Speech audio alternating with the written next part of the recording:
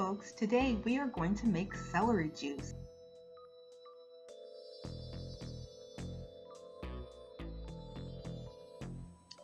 This will be very quick and easy. All you need is a juicer and celery.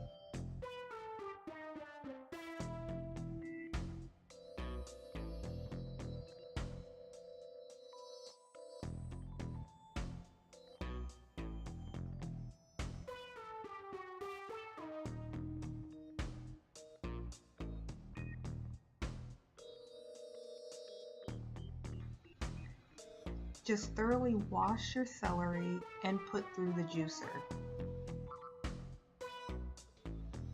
Celery has a very high water content, so no need to add any water, other ingredients, or any other juices.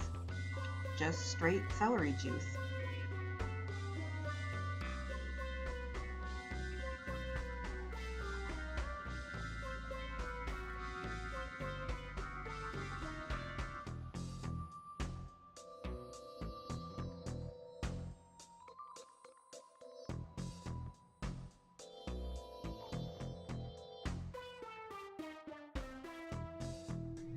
This tastes best chilled. Enjoy!